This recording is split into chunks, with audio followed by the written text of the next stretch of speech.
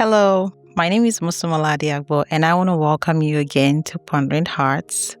Welcome. Thank you for joining me today. As you know, up until now in this series, we've been talking about Egypt, not going back to Egypt, breaking the cycles of Egypt, and so on and so forth. So today, I want us to talk about something I believe that we don't discuss enough. What happens when obedience doesn't immediately make life easier?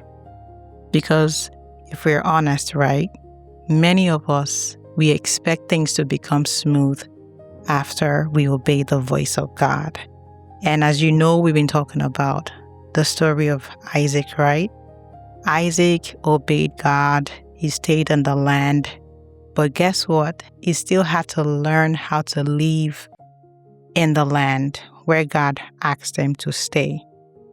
He still had to sow in that land, and the land was experiencing famine. Isaac still had to dig wells. Isaac still, he faced conflict in the promised land. He had to learn endurance. So I want us to continue our conversation in that trajectory.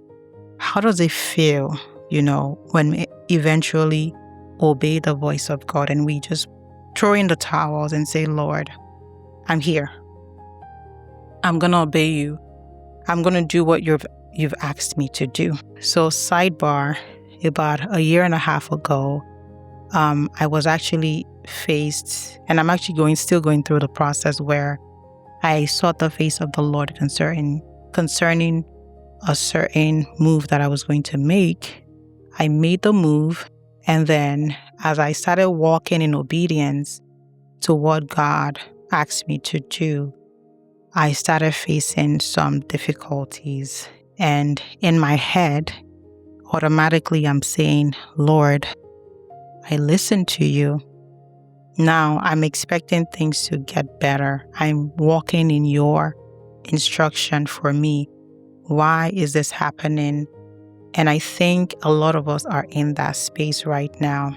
But you know what I'm learning so far, because it's still like a journey for me, is that faith doesn't always work like that. What I mean is that just because you obeyed God, things should just automatically start improving.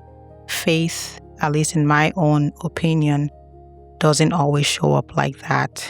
And when we look at the story of Isaac, right, there was still famine in the land. The pressure didn't disappear in the case of Isaac. And I'm sure in your case too, the pressure is still there. The environmental conditions still hasn't changed. In the case of Isaac, and I'm sure for you, it's probably still the same.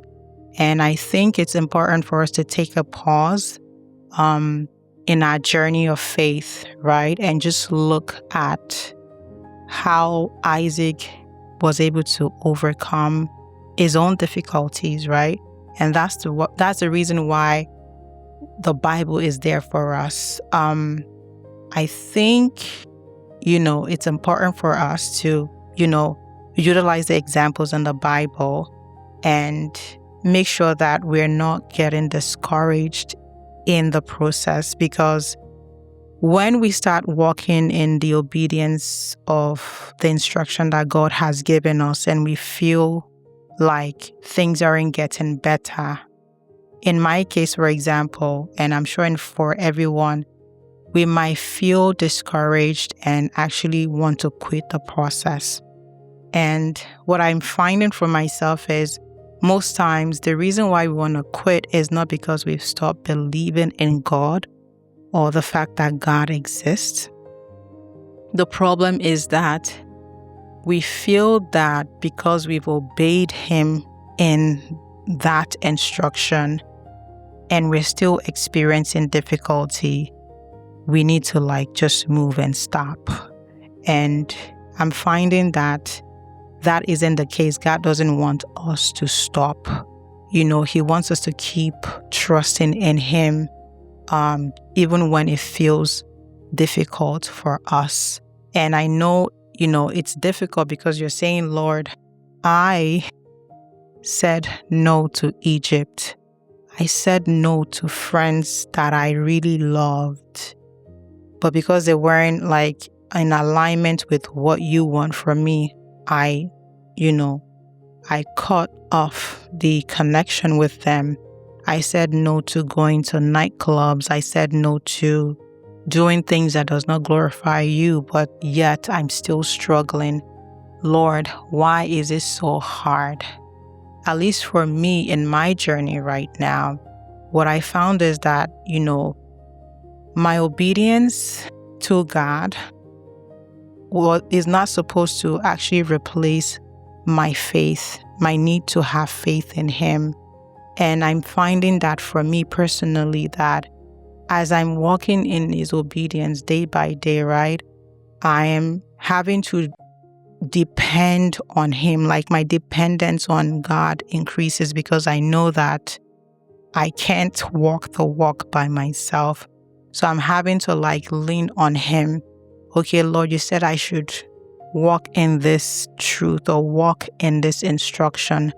I can't do it by myself, so I need you to, on a daily basis, help me so that I don't fall off.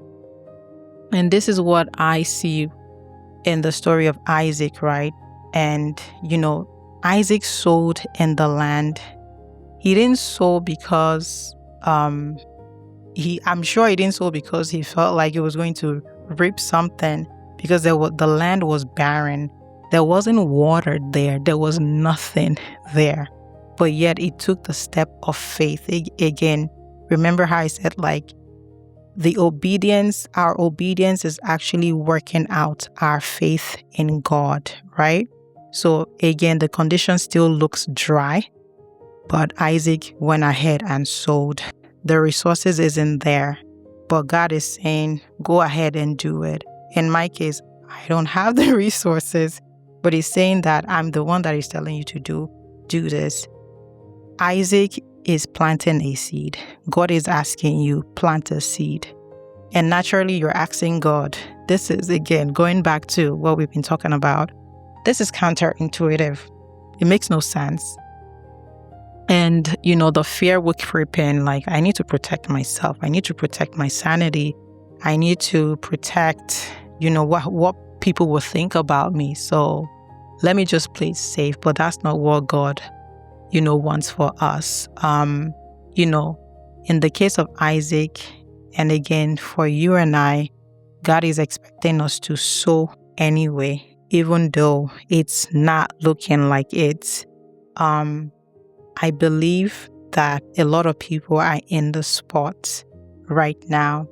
You've obeyed God, but now He's asking you for more. He's saying to you, keep sowing in this difficult season that you're in. Keep sowing, keep praying. Don't stop praying. Keep serving what you're serving. Don't stop serving. Keep creating what He has asked you to create.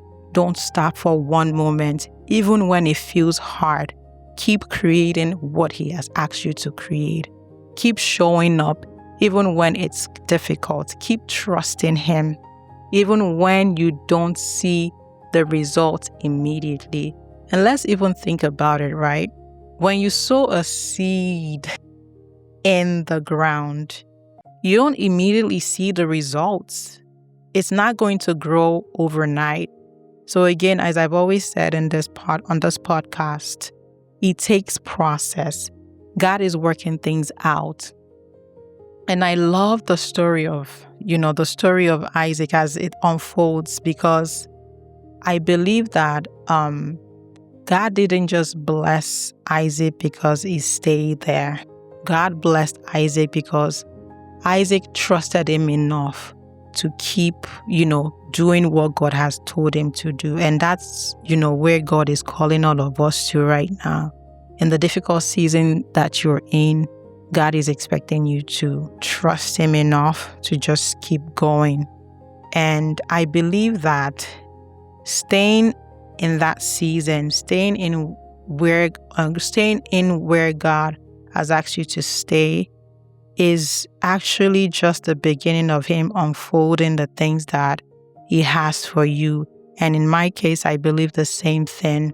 I believe that, this is a word for you right now, that you're on the other end of this computer. God is telling you, even though it doesn't look like it, just keep obeying him. Don't stop showing up. Your obedience is actually not the end of the line.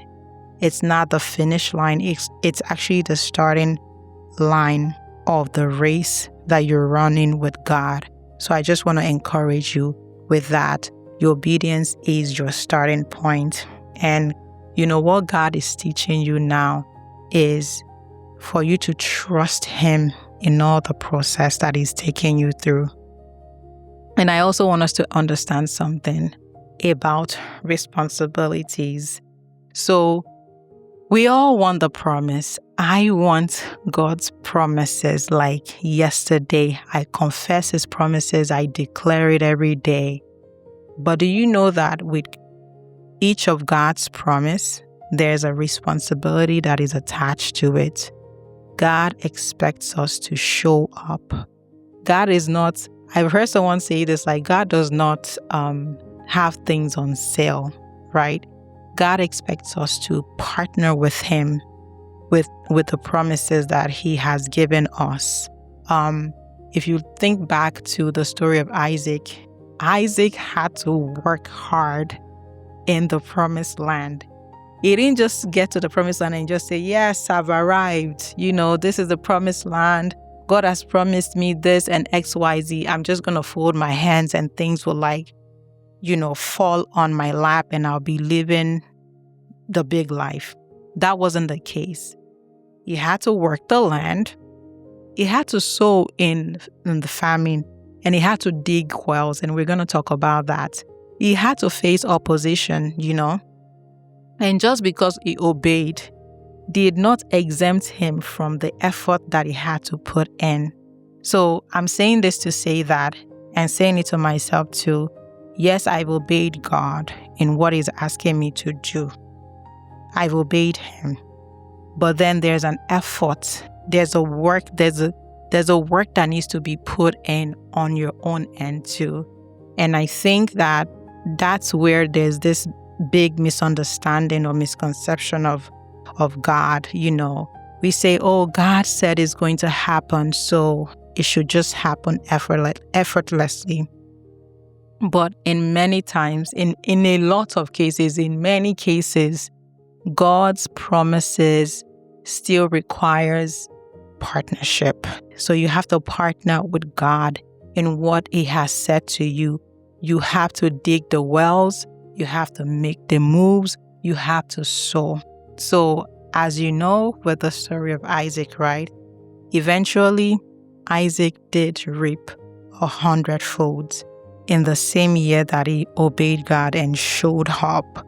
He prayed, he did what he needed to do.